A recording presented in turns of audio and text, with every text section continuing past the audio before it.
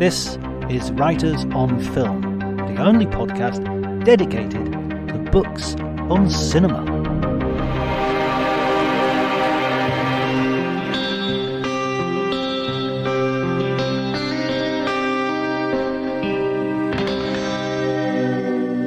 Okay, today I'm going to be doing something a little bit special. This is a bonus episode, which I'm going to drop in the middle of the week sometime, probably after the weekend.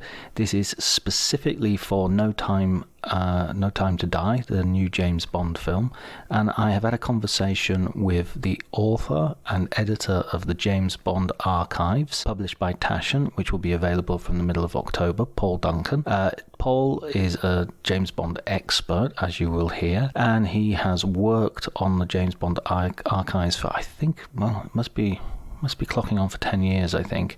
This is a new edition that's coming out to coincide with the film's release. He has been on set many times and he has interviewed all the principals, and he has had exclusive access to all the archives. So really, we couldn't talk to anyone more qualified to put the film in context and to reveal some interesting tidbits of information. So I hope you enjoy the conversation. If you wish, you can follow me on Twitter at drjonty, DRJONTY, and after the conversation, if you still have time and patience, I will give my own sort of review of the film, a spoiler-filled review of the film if you've seen it, to give, well, my own take, not really a review, but there you go, my own take. Thank you very much and enjoy the conversation.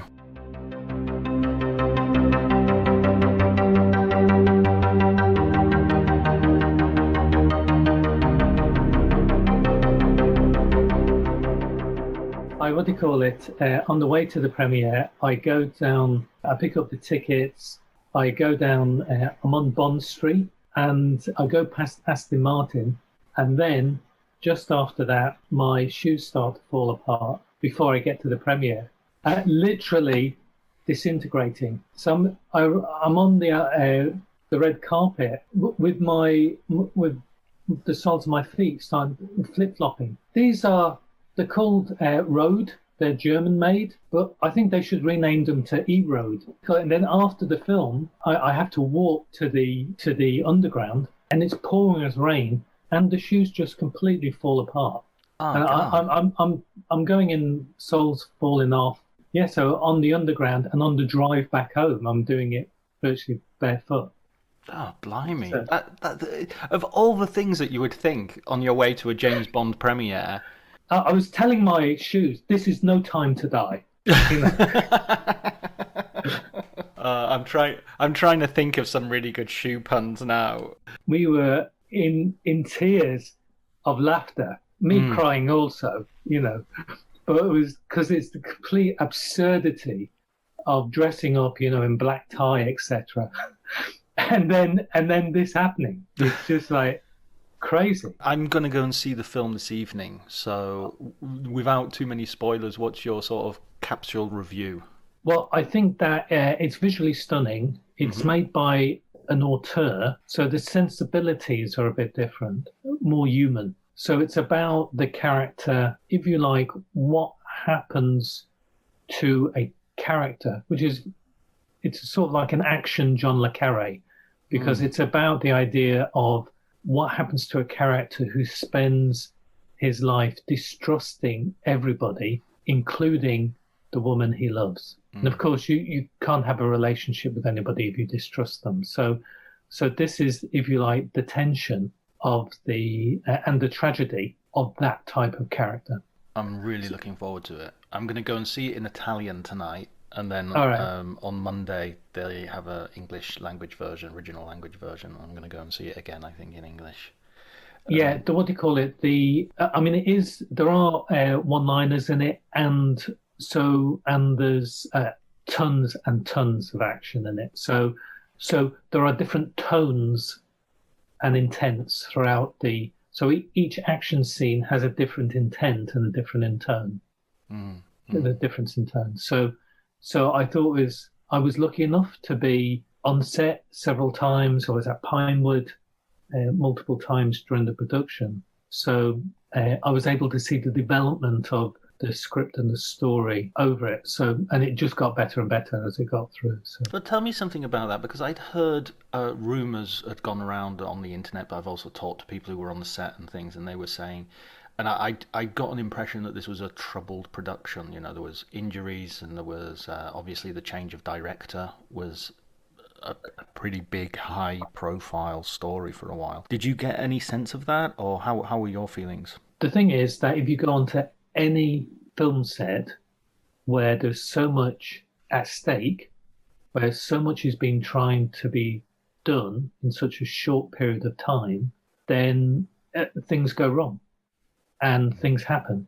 If you like, it's the job of the producers, the director, and the heads of department to solve all those problems and to keep moving forward, with everybody trying to do the best that they can for the film. And that's the same on smaller films as well as big films. And it creates an amazing amount of pressure on everybody. And it's just a natural part of making these type of movies. Most stuntmen, right, if they're making an action movie, they start off okay. And then as they go through it, you know, there's more and more bruises, more and more padding. And this psychologically is what happens on these movies.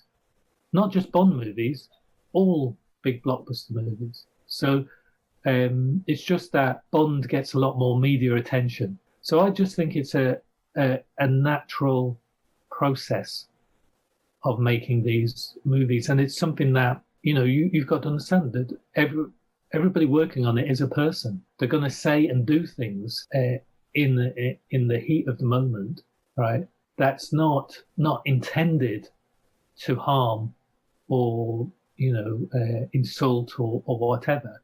It's just a result of the amount of pressure people are put under. That happens in every situation of any high pressure job. If you like, the goalposts keep changing as you do it, as you find out. It's like if you've never done, when you're writing a story or when you're doing a painting or a sculpture or anything where or building a piece of furniture, as you're making it, you're going to, the more you do it, the more you know about it, and that you understand, oh, those marks that I made earlier on, that thing I did earlier, wasn't the right thing. I need to adjust because now I know more than I did when I started this, because I understand what it is I'm trying to do. And so you make changes and adjustments. So those are, if you like, from an artistic point of view, that you can do those things. And that's just a natural process. And one of the, I mean, I was talking to the heads of departments, you know, I interviewed them for the book. And one of the things that Peter Tilsley, I think, the production designer, and he said, oh, we've got to do a design for the end, and we've got to do something for Bond to do at the end. And Carrie Fukunaga, the director and co-writer, he said, Bond at the end, Bond can't be just switching, you know, switches, you know, up and down. Right. He's got to be physically doing something. And so Peter came up with this device, this like cog device, pulleys and stuff that he has to actually physically do something. So he's, and he literally, while I was there, he's like doing doodles, you know, on a sheet of paper. And show me, I'm thinking about doing it like this or like that. Now, this is well into the production. They've decided to add or elaborate on this, and there's a particular vision of it, and there's an understanding of the psychology of Bond. And a lot of this comes out of the fact that at the end of a very long shooting day, Carrie, the producers, Barbara, Michael, and Greg Wilson, and Daniel Craig would all get together and have a script meeting at the end of each day in order to discuss the character, the story, and to improve it so that they would have notes for the following day and for the future. So this was an ongoing process. It wasn't one person against another. It's a group of people working together under extreme high pressure. So they will make changes And that then ripples down through all the departments, because obviously they then have to think on their feet and find ways to get these things done. Do you think that would that have been typical for every Bond movie, or do you feel that there was a particular attention being paid to this one because it was Daniel Craig's last, and perhaps the response to Spectre had been a bit less what they had wanted? No, it's the same on every Bond movie. You go back to From Russia with Love, and they're filming in Istanbul, and they're going up and down, and they plan to do a lot of the scenes in the countryside, like the boat chase at the end and the helicopter chase, etc. And they ran out of boats. They couldn't get the boats. Literally, they couldn't get the boats, so they had to cut that short, decide to give up on it, right? And then they went back to the UK. Very sadly, Pedro Armandias, while they were in Istanbul, found out that he had cancer, terminal cancer, and so they rearranged all the filming. I mean, Pedro wanted to finish the film, right, and to finish his role. I mean, it was an incredibly moving thing to do. And so when they got back to the UK, they completely changed all of the schedule so that all of his scenes would be done first as soon as they got back, so that then he could go back to Mexico, where he sadly passed away. But that was a complete change because of that, but also because they couldn't complete physically, they couldn't do what they needed to do in Turkey. They then did a ton of filming in Scotland for the chase, for the boat chase, and also for the helicopter scene, etc. So this is consistently, if there is an issue on the Bond movies, then they have to find a solution. I mean, there was famously on which one was it? I think it's Tomorrow is Another Day. They did Tomorrow Never Dies, maybe. Tomorrow Never Dies. Yeah, I'm thinking of multiple films. You're thinking of Die Another Day and Tomorrow Never Dies. Yeah, Tomorrow. Yeah, this was the film between the two. Yeah, yeah, Tomorrow Never Dies, and they shipped off. Literally, they put a ton of Chris Cobbold had filled containers full of equipment to go off to film in Vietnam. And then it was on the ship. It was off there. And in the end, they couldn't do it. They had the filming license revoked, yeah? Right. While the ship was on the water. So they had to go to Thailand instead. It had to find another place for the boat to go and to film and to get permission. I mean, these things happen. And one of the great things about the producers and the crew is that they roll with these punches and they find solutions and they get it done. So all these, everything's going wrong, everything always goes wrong. That's the default. Yes, yeah, that's the default. I wonder if they ever were tempted to say, let's just do like the film equivalent of a bottle episode. Let's just do a Bond in England and But that would never sell. You know that's not the that's not the USP sales point of the franchise. Bond needs to go on location. He needs to be in multiple countries. He needs to be dressed to the gills, right? He needs to have gadgets. He needs to have action. He needs to have beautiful people around him, and he needs to have evil people around him, and beautiful evil people. So, and everybody has to be in danger. So that has to happen. It's the mixtures of that. It's the rearranging of all those elements in each of the movies that makes the movies as successful as they are. What's your own relationship with Bond, Paul? When did you what was the first Bond film you saw at the cinema? It was a double bill, Thunderball and On Her Majesty's Secret Service. Oh wow! My dad took me to see them, and then they're long movies. They're both actually for a child. They're both very long movies, but they were great. Then obviously seeing them on television, They used to be on television in the UK, Christmas and Easter, I think. But it would always be a special occasion on a Sunday night, right? And it was a big, big deal that James Bond was on television as a kid. And then the first Bond that I saw on my own was The Spy Loved Me, Right. 1977. And I remember we were on holiday in Cornwall, and I went to literally, it's a bright sunny day, and I say to my parents, "Look, The Spy Loved Me is on.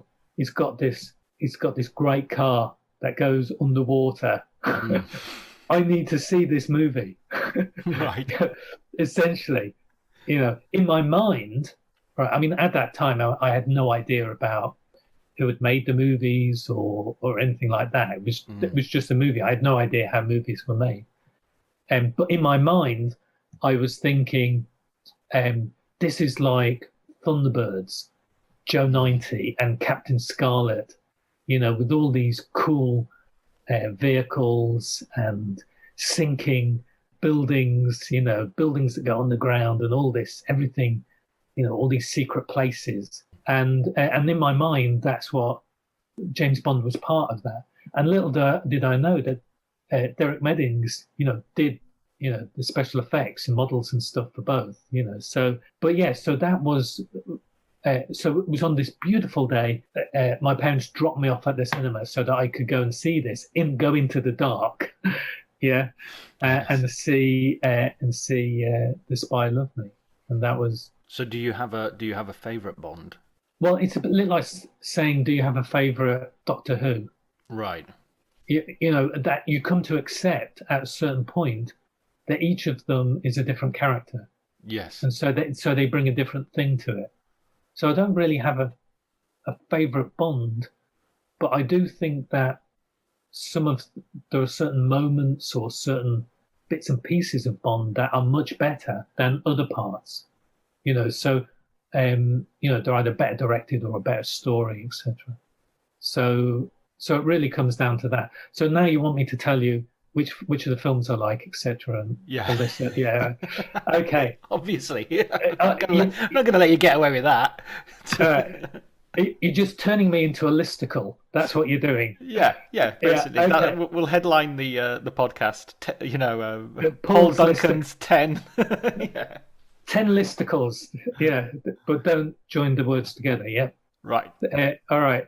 Yeah, so Sean Connery, From Russia with Love. Yes. All right, as always, the thing is that when I was doing the book, I was very aware, the James Bond archives, I was very aware that the films a lot of them are very much the same, because really on Goldfinger was the first film when they were making it where they changed the story significantly from Fleming's originals. So and what they did was they discovered, if you like, the template for James Bond as a film character. They found the template with Goldfinger, and they followed that template pretty closely through many years. So you would have the good Bond girl and the bad Bond girl. You had the villain. You had the lair. You had all sorts of. You had the gadgets. You had a lot of things. The DB5, the car chase, all the different elements really came together with Goldfinger, and it was and also with the tone of the script.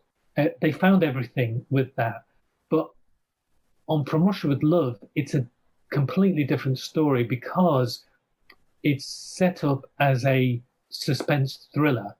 Essentially, Bond is walking into a trap. We know this because we are given other information to show that essentially Spectre are setting up this trap for Bond. And so we see it step by step, Bond getting closer and closer into the jaws of Red Grant and Spectre. And so, if you like, the filming dynamic and the style of the filming is set up like a Hitchcock movie, where you know that the bomb is going to go off, but you don't know when, and you're waiting for that moment. So it creates a sense of suspense. And I've always liked that movie, even before I've thought about it in those terms. Yeah, so that's always been one of my favorites. Also, I've always loved You Only Live Twice. Right. Roald Dahl scripted as well.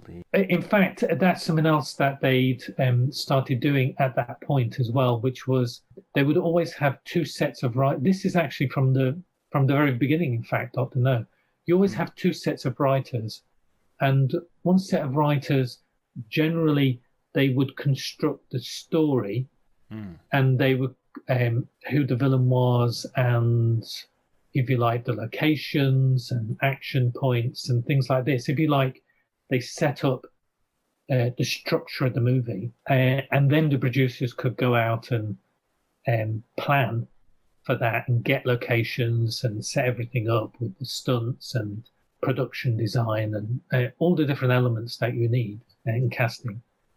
And then you will have another writer or writers to come in who will polish the script and will polish the dialogue in order to give it a bit of a sparkle. So, for instance, on Goldfinger, I think it was Paul Duncan, who was actually an ex-agent himself and used to train the agent. So he's the guy who used to train, Christopher Lee, for example, who was an SOE agent. So all relating back to Fleming's original, Ian Fleming's original career during the war as a trainer of agents, secret agents. So, which is also the subject of a new film. I think Operation Mincemeat features Ian Fleming, in his role in the real life sort of spy story that he recounts.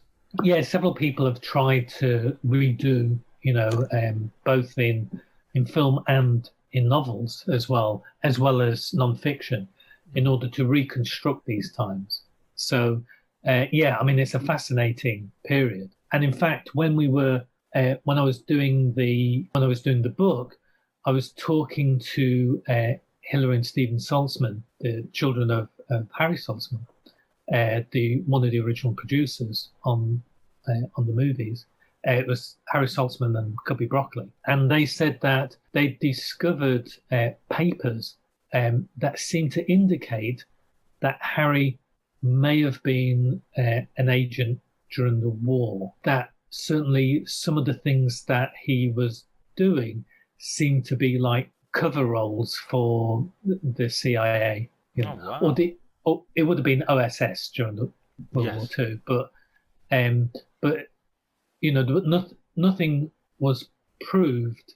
But they were showing me all these documents, and unfortunately, they weren't quite conclusive enough to say that he was an agent, but they seemed to indicate that he was part of that world, if you like. Yeah. So, and in fact, Ian Fleming sold the rights for the film and television to Harry Saltzman, but Harry Saltzman couldn't get the backing in the film world, even though he'd worked on TV shows like with Buster Crabbe as a foreign legionnaire. There was Captain Gallant or something like that it's called, and he'd done other things. He couldn't find the backing for if you like, to do a Bond series, a Bond movie. And luckily enough, a friend of his, Wolf Mankiewicz, a writer, had said, well, Wolf's friend, Cubby Broccoli, has been looking to buy the rights for a long time. Yeah, and had actually missed out on getting the rights years earlier. And then that's the point that the two of them were introduced. And as soon as Cubby, with his connections to United Artists and to Hollywood, because Cubby was a Hollywood producer, right? He had Hollywood connections, but he'd been working in the UK doing UK productions as Warwick Films. And basically, the two of them together then went off and got the deal, I think, within an hour from United Artists to go ahead and make a Bond movie. Wow. So these connections, I always wondered whether Fleming allowed Harry to have those rights because of that connection. There's nothing proved, you Hmm. know, but it's intriguing, you know. Just thinking about, so you'd mentioned You Only Live Twice as another Connery Bond that you Yeah, really yeah, because liked. it's just bonkers. Yeah, Let's face it. I it mean, is. but Bond, it's basically, Bond in space, and it was everything that, a kid, you know, would want. Mm. Imagine, a hideout in a volcano. I mean, Exactly. Yes. it's like, and it's got these Japanese twists and gadgets, and no, I mean, picking up a car with a giant magnet, and then dropping it into the sea. I mean, it was just such good fun. Yeah, so always, I mean, the thing is that each of the films have certain elements that are great. On Her Majesty's Secret Service, such an unexpectedly emotional movie, and also the music, John Barry's music in that is just superb. It's just like the performances are in it seem real. Diana Rigg is just great in it, so you really feel you feel as though it's another type of movie. You're seeing a different element to James Bond. I mean, at this point, as a kid, I didn't read the books, so I had no inkling of what the books were like in relation to the movies. So this was a surprise to me. And in fact, while doing research on the archives book, I found out that the script from On Her Majesty's Secret Service had actually been written originally for Sean Connery, and then at the last minute they decided to do. I think it's You Only Live Twice, in Japan. Of But course. Yeah. and it was, it was like, or it could have been an earlier one. I forget the exact detail. It's in the book anyway. Yeah, so I thought that was interesting because Sean Connery doesn't really get to show much emotion in his character. There's only the point in Thunderball, I remember, where he has to tell what he has to tell one of the characters that her brother was dead, right? And Mm. before he does it, he puts on his sunglasses so that she can't see his eyes, Ah, yeah, that's a nice moment. right? Yeah, And yeah. and so I thought, right, he's hiding something because always the character has to hide his true feelings or his what's going on underneath. He has to put an armor on.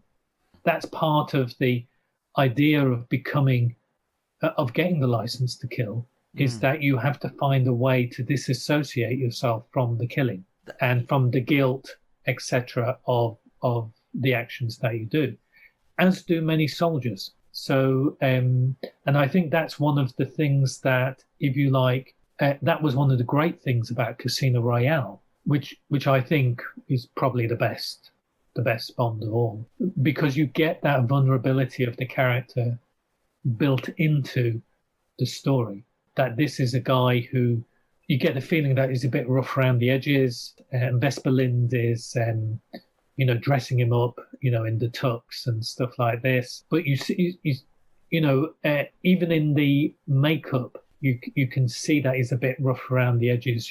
You'll notice like he doesn't always shave completely. He's a little bit rough, and the hair is a little bit out of place.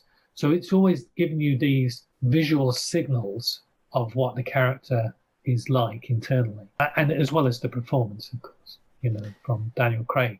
But that vulnerability and fallibility comes through. He's not indestructible, and at any moment he could die. And then how does he become Bond? He becomes Bond by Vesper Lind betraying him. So because at that moment, that's why he says the name's Bond, James Bond, right at the end, because Vesper Lind has basically taken the idea of romance and a life outside of his job. She's taken that away from him. Mm. Yeah. Mm. So he has to shut off that aspect of his life, which obviously in Spectre, it comes round the other way. in that maybe there is an opening for him to leave that life. Yeah. So these things have become more real, and have become more part of the story with Daniel Craig's tenor, which are great. Also, Timothy Dalton, License to Kill, is just brilliant. Yeah, I was going to say that there seems to be. I rewatched all the. Well, just to be clear, my relationship with Bond is as follows. I obviously started watching the movies on TV. I think my first cinema Bond was For Your Eyes Only. And then from then on, I watched every Bond release on the cinema. Yeah, same here. Until the present day. From Spy Love Me, right? I've seen every one of them at the cinema. Right. So it's the same. And when I was a kid, I also read all the books. I read the Pan, those classics that you just find in secondhand bookshops all over the place. Not anymore. Well, exactly, yeah. It's funny. It's funny that they've sort of disappeared. So, and then there's a bit when I was in my sort of 20s, before GoldenEye came out, where I really sort of felt, oh, do I even want to go? Is it something I liked as a kid? I'm not really into it anymore. It's not something, it's not something that, even from a sort of modern political point of view, I'm particularly interested in. And then I went to see GoldenEye. I thought, no, I'm still up for this. This is still enjoyable. But what I noticed is, very recently during the pandemic, during the lockdown, I rewatched the from Dr. No to Spectre. I rewatched them all, and I thought that there seems to be always this push and pull of them becoming spectacular, more spectacular, and then there's always a moment where they go, you know what, we've got to go back to the original novel, we've got to go back to the original idea of the character. Yeah. So even For Your Eyes Only, for instance, feels like it's a reaction to Moonraker. So, I mean, the Roger Moore Bonds, to be honest, for me, they're the ones that have absolutely not aged as well as some of the other Bonds. They feel older than the Connery Bonds for some reason. They're just they just don't work for me anymore. Do you think it's a reaction to violence? The idea of comic book violence being perhaps and violence without repercussions. No, I don't think it's that, Paul. I tell you what I think it is. I think it's that they don't feel to me like sincere films. They don't feel like they're actually trying to be movies. They feel much more like there are so many sort of jokes in them, and there are so many looks to camera, and it's just at a certain point it's just like, look, if you guys aren't taking it seriously, why should I? And they seem to sort of that sense of humor and that comedy. It's not even that it's comedy, it's that the comedy itself isn't funny. It's it's like dad jokes. It's a series of dad jokes, and there's a scene that infuriates me in The Man with the Golden Gun, where they have the corkscrew car stunt, and there's a slide whistle that accompanies it, and it's just like, man, that's the best stunt in the movie, and you've played it for laughs. It seems almost disrespectful of what you've achieved. I absolutely agree with you on that. That slide whistle on it, I think, ruined the stunt. But I think the other aspect of that is that you have to remember that they were going for that type of comedy. Sure.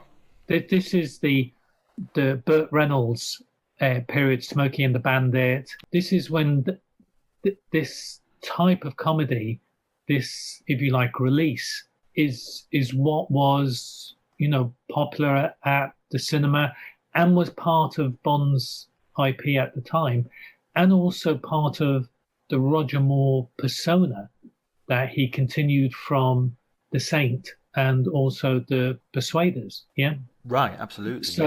So if you like, the characters of Bond aren't just influenced by the producers, but they're influenced by the actors who are playing them. So in the same way, I mean, I mentioned Doctor Who before. It's the same idea that each actor brings something that's unique to them to the role, to the character, and they develop it, in order to. So this is why Pierce Brosnan, he has these action chops, but which is reminiscent of Sean Connery, say, and Timothy Dalton. He has this serious element, but then he can go into that comedy role, which is more reminiscent of Roger Moore. So he sort of comes somewhere in between the two, and Timothy Dalton, they really wanted to get back to a more serious Bond, more associated with the novels, and closer to the novels. But they had this 6-year wait and a court case, etc. And then, when they came back, they decided to go with Brosnan, who had been one of the original people they wanted earlier on. And so I think really Daniel Craig they'd found the right actor at the right time for them, for the producers, for Michael G. Wilson and Barbara Broccoli, to go back to the original Bond that was in the books. They'd also got the rights back to Casino Royale, which the rights had been sold to others in the 60s, which is where we get the 1960s movie with Woody Allen, David Niven, and Orson Welles, etc. Oh, so you weren't referring to that one as your favourite Bond then? Funnily enough, I think. No. But why not? Why not? It's got Peter Sellers in it and Ursula Andress. It's got Peter Sellers for like the first 25 minutes, and then he drives off the film and is never seen again. His contract was up. What could he do? But but when they got the rights back, it gave them the perfect opportunity to go back to the, if you like, the characterization of Bond.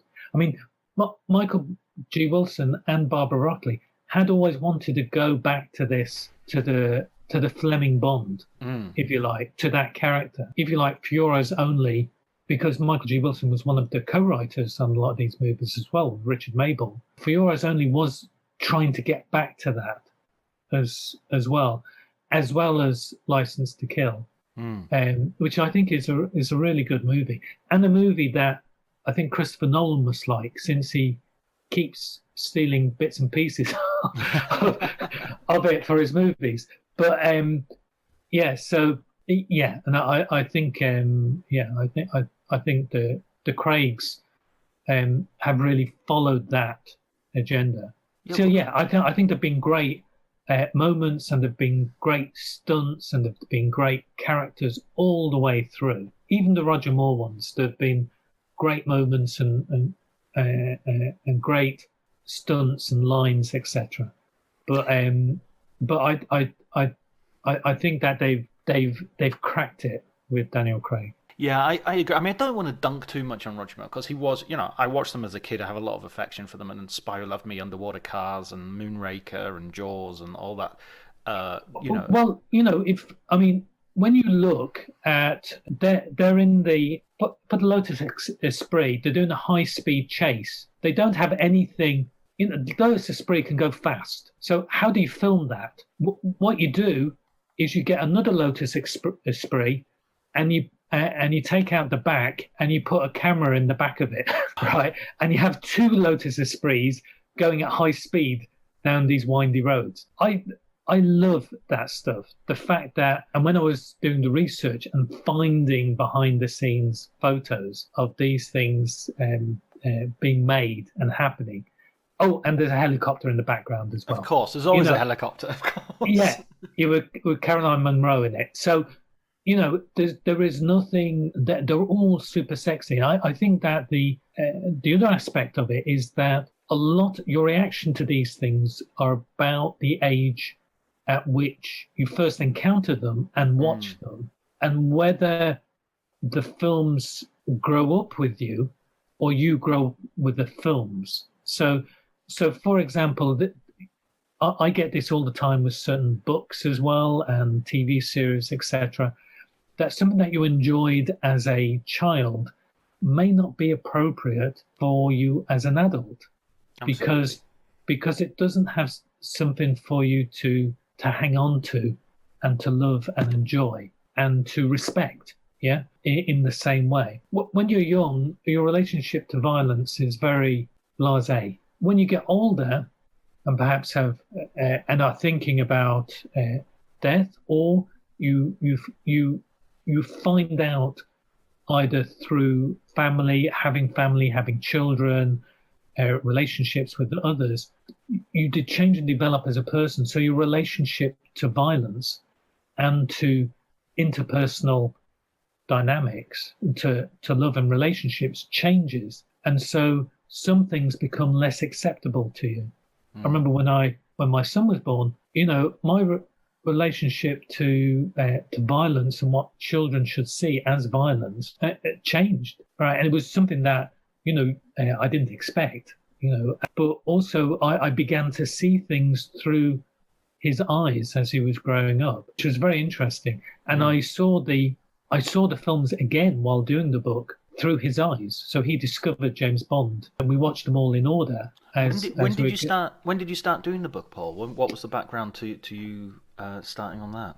Well, actually, it's quite funny because when I first did a job interview with Taschen, essentially, because I'm freelance editor, writer, etc. Benedict Taschen, I think it was around 2001.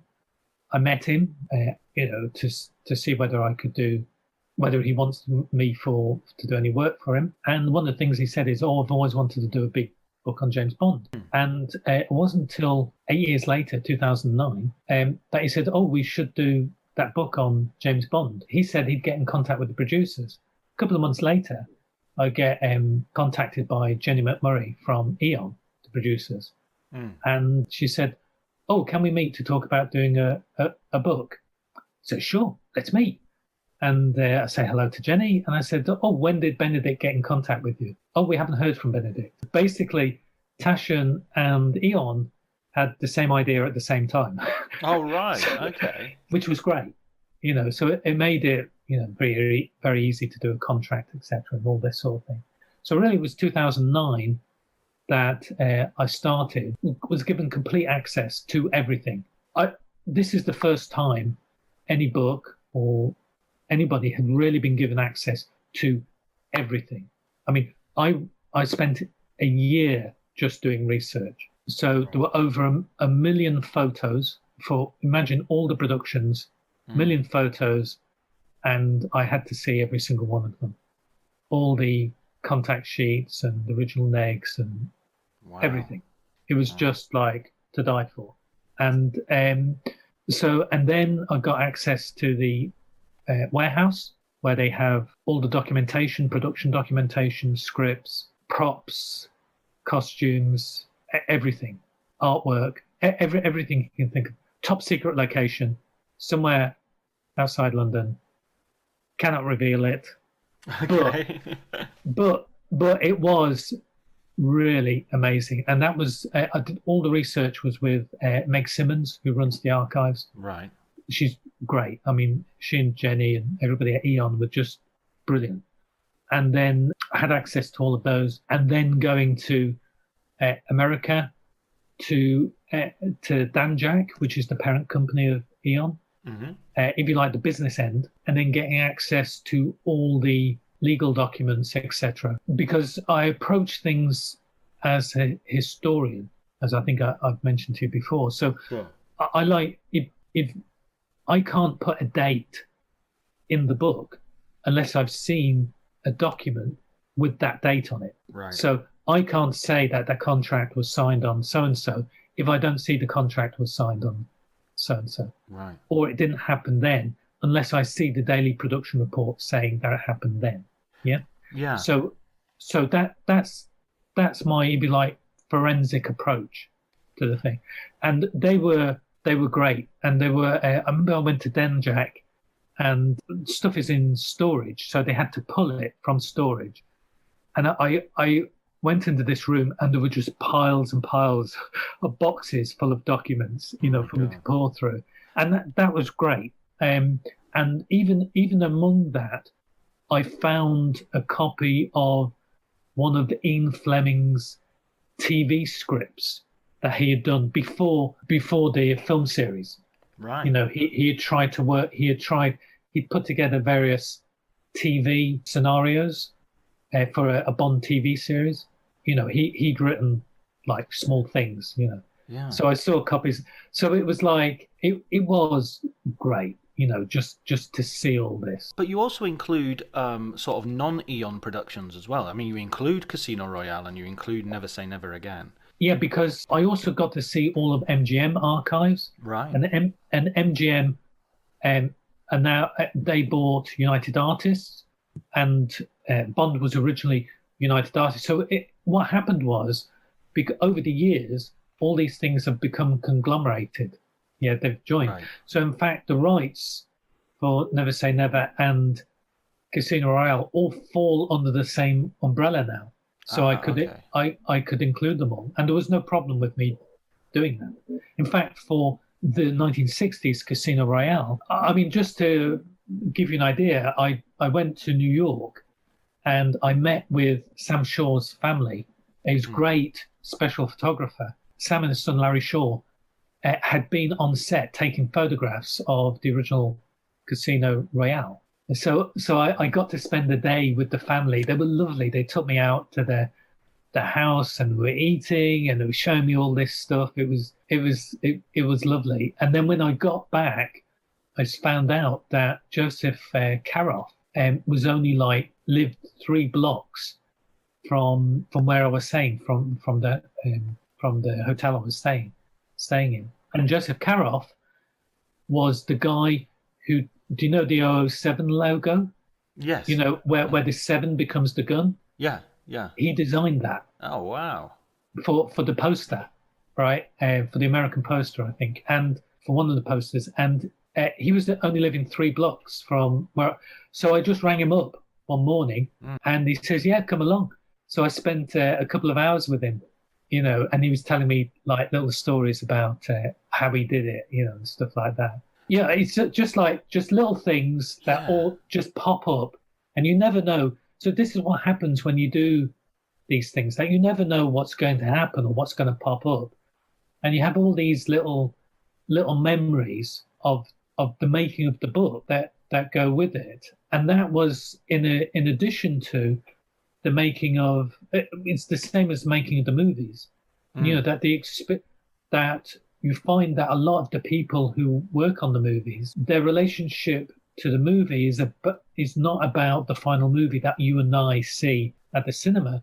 The relationship to it is the making of it, and the contacts and the relationships that they made. And as I was doing all this research, I found that, you know, not only have you got the family connection in terms of the producers, you've got Cubby Broccoli, and then his stepson, Michael G. Wilson, who comes into it, who was actually an extra in Goldfinger.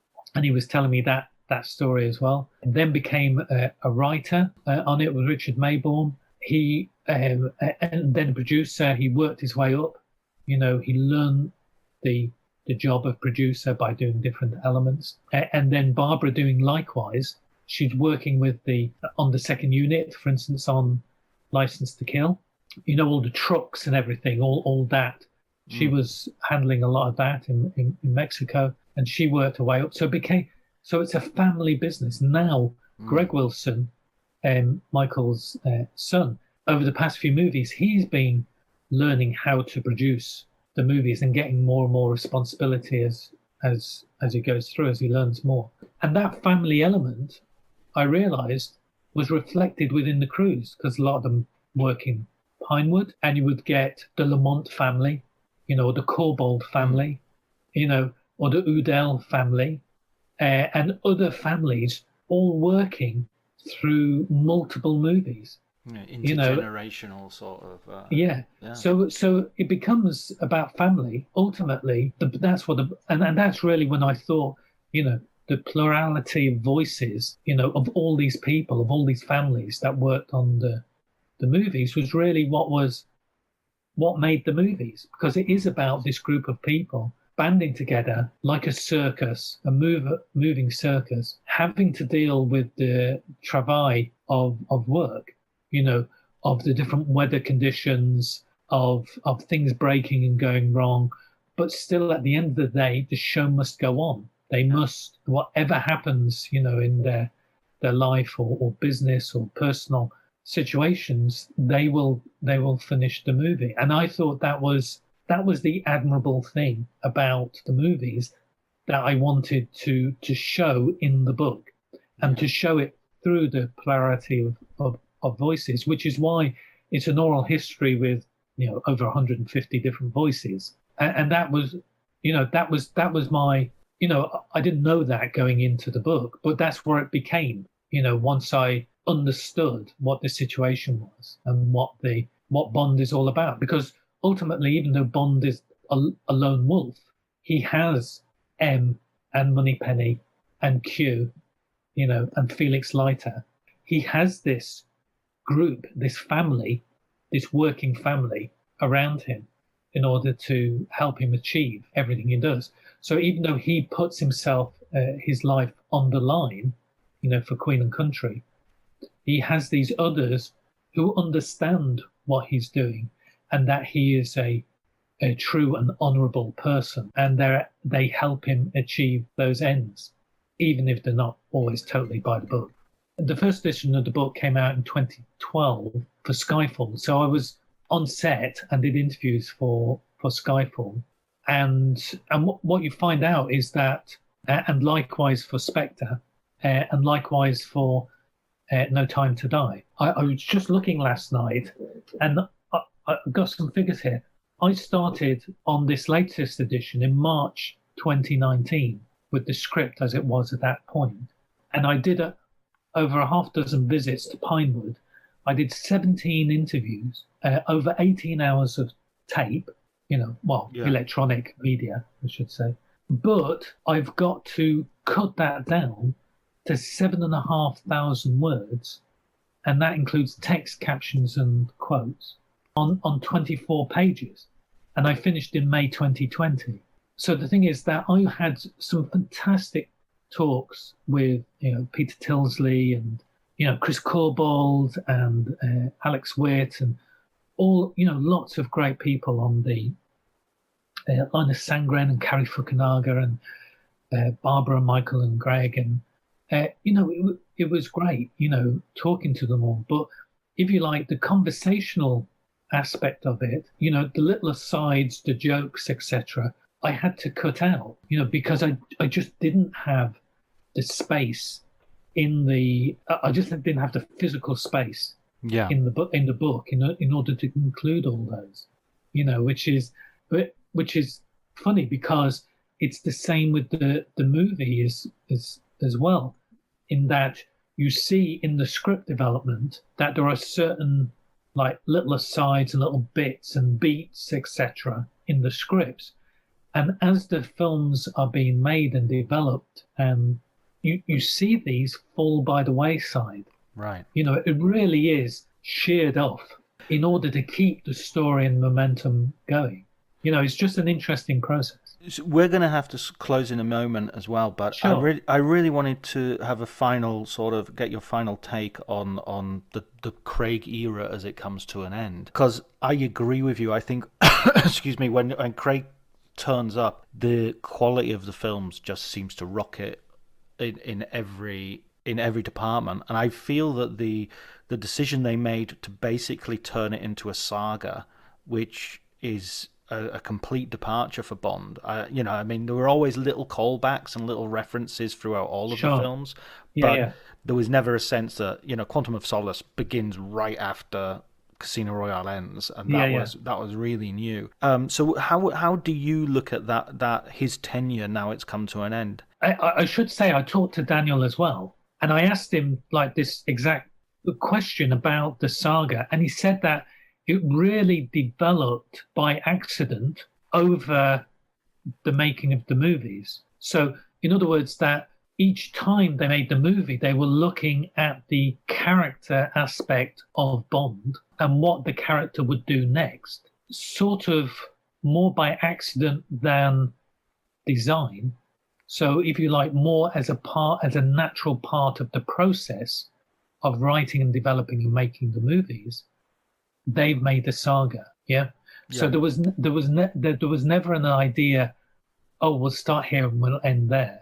Well, actually, they knew exactly how they wanted to end it. They didn't know, as you'll find out tonight, John, Um, they knew exactly how they wanted to end it, but they didn't know which movie they were going to end it on.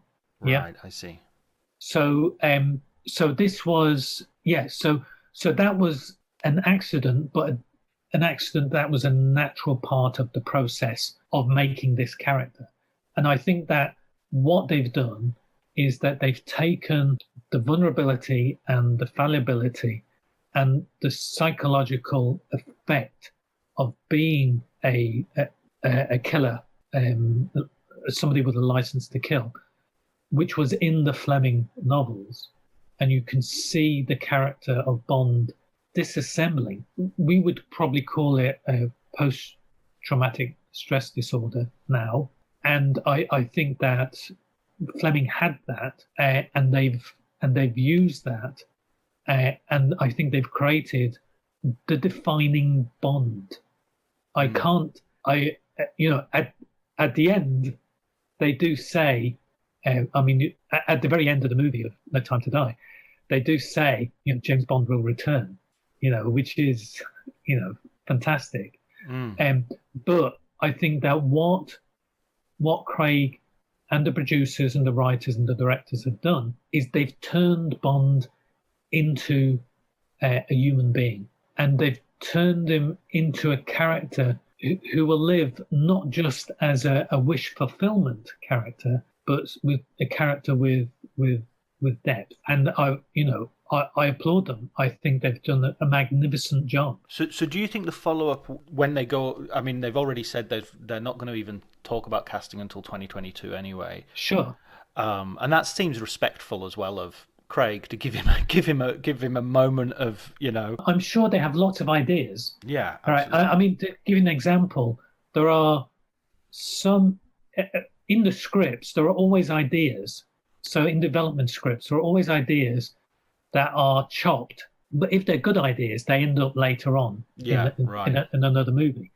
And I remember when we were doing Spectre, I had this whole section on some of the earlier drafts, and it was cut out, right, of the chapter, and I went, darn, or something stronger, but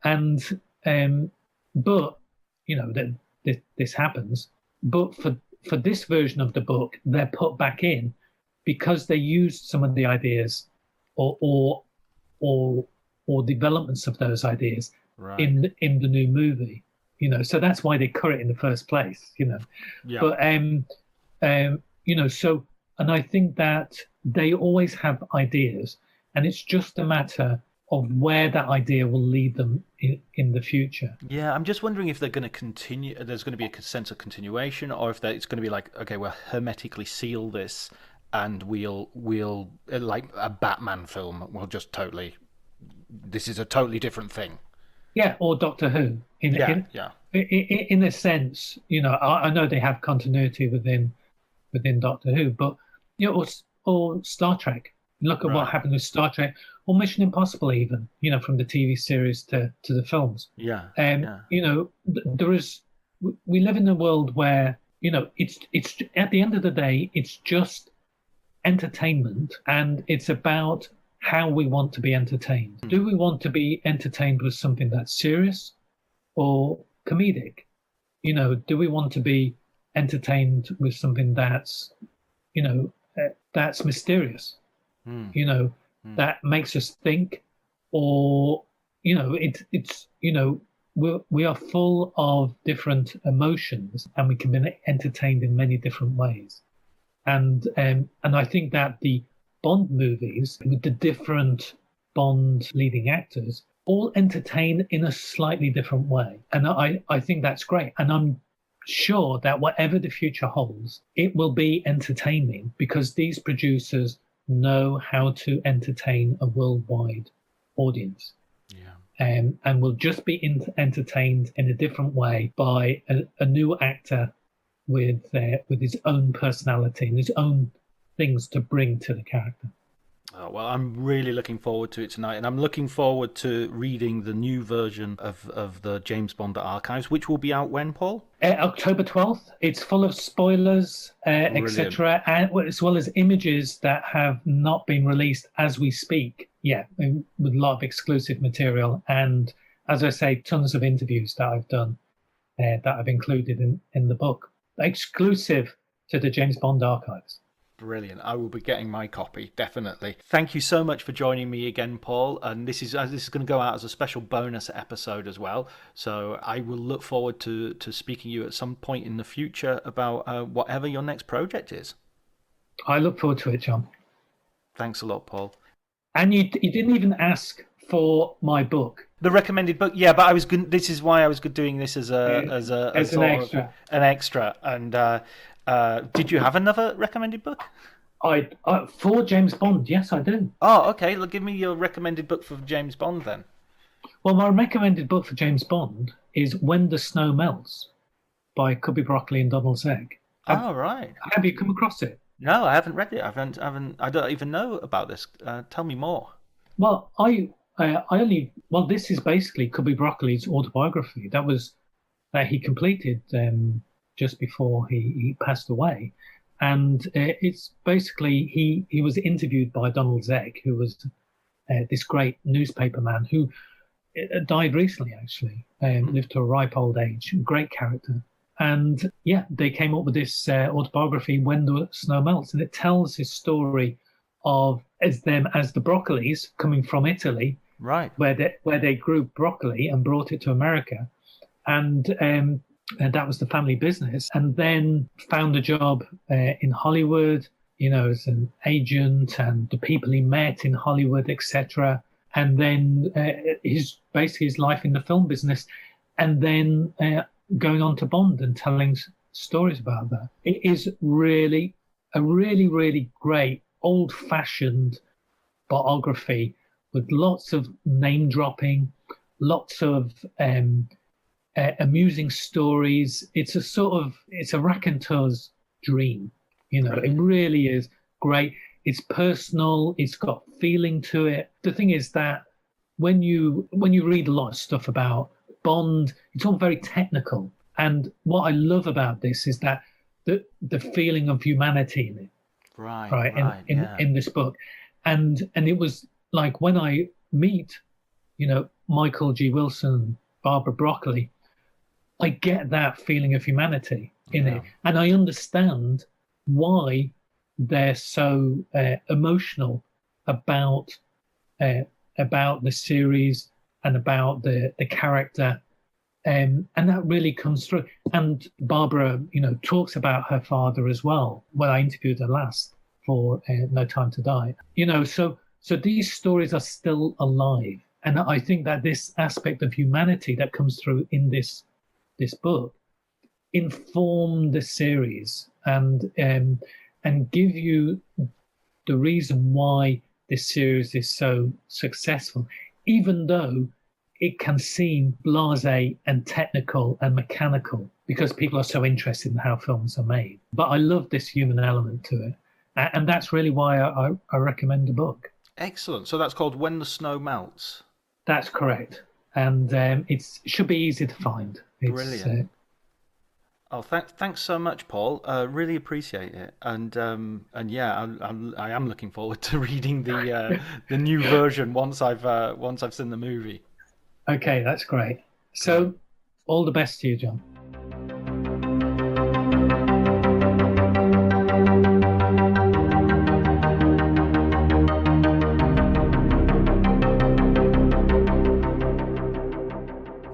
So that was my conversation with Paul Duncan. That was a special bonus episode.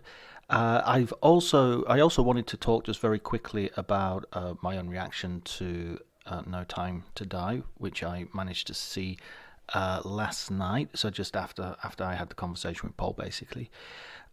This is going to be spoilery, so I've put it at the end so that you can cut it out if you don't want to have anything spoiled. I'm assuming you've already watched it. I thought that the film was a little bit too long. I thought that it wasn't the best in the series. I think Casino Royale Skyfall, and Quantum of Solace, probably in that order, are my top three. I did think it was better than Spectre, although I don't think Spectre is as absolutely dreadful as many people say. And as I sort of originally thought, I've rewatched it and it's much better. I think the film really works in the context of the whole saga. I thought the ending, the death of Bond specifically, was a genuinely visceral shock, even though it was something that I had predicted for a long time would happen. So I wasn't surprised, but I was still shocked by that moment, and in particular the manner of his death, the way the metaphor sort of becomes a literal reality. Everyone I touch dies, and so I'm going to decide to sacrifice myself instead of going on in a blasé manner and wreaking destruction everywhere I go. So I thought that was a really good closing of the circle. And it was also interesting that he dies via essentially friendly fire, technology blasting him out of existence, and it felt a sort of fitting way to go. And yet it's a sort of kind of there was a genuine tragedy to it. So I was really pleased with that. Pleased with it. Obviously, I was really I was moved by it. I thought it was touching. I thought it succeeded in what it did, and it sort of retrospectively made the whole film much better than I had initially been thinking. I also thought I was interested to hear Paul talk about how each action set piece or each had a different mood and tone, because I thought that was very true. I thought it wasn't as actiony as Bond usually is, and I thought the set pieces were really atmospheric rather than just balls to the wall action stuff. This wasn't going to be Fast and Furious 9. There was a real, I loved the bit in the wood, for instance, with the mist and everything. I liked the Italian opening, which a student of mine recently said that they had actually gone down and watched them film it by sheer chance. They were filming it, and she was very surprised by how slow the cars were going through the town, that they filmed it going through very slowly, much slower than it seems to be on screen, but and then the movie magic steps in, I assume. I really loved Daniel Craig's performance, and I think overall his tenure as Bond has been absolutely superb. I'm really impressed by what he's done and what he's managed to achieve. It's a genuine achievement, and I think when all is said and done, there'll be a real sense that Daniel Craig has, and obviously the filmmakers who have all been responsible around his period, have really elevated Bond and taken him somewhere that, as good as Timothy Dalton or Pierce Brosnan were, there was still a sense that there was a half-heartedness about their reinvention of Bond. So it was really good to see that. I'm really, I think ultimately I was really satisfied, and I'm really looking forward to doing too many really. Sorry about that, but I am looking forward to sort of marathoning, from Casino Royale to No Time to Die, sort of one long weekend, maybe at Christmas. I'm not sure when the Blu-ray will be out, but to watch them all one after the other, I think would give a real sense of what this achievement actually means. It's kind of Harry Potter, isn't it? Really, I think that was the model. I'm not sure if it was conscious or unconscious, but they've sort of created a Harry Potter through line of someone who's an apprentice at the beginning, and by the end has become, the tired old geezer ready to lay down his arms, and in this case, his life. Yeah. Well, I'll be interested to hear what any of you guys thought of it. If you wish, please, you can contact me via Twitter. My handle is at Dr. Jonty, DRJONTY. And if you like the podcast, please remember to tune in, like, subscribe, spread the word, wave banners at football matches, hire airplanes, and skywrite the hyperlink across the sky for anybody to click. Okay, thank you very much. Talk to you soon, and take care.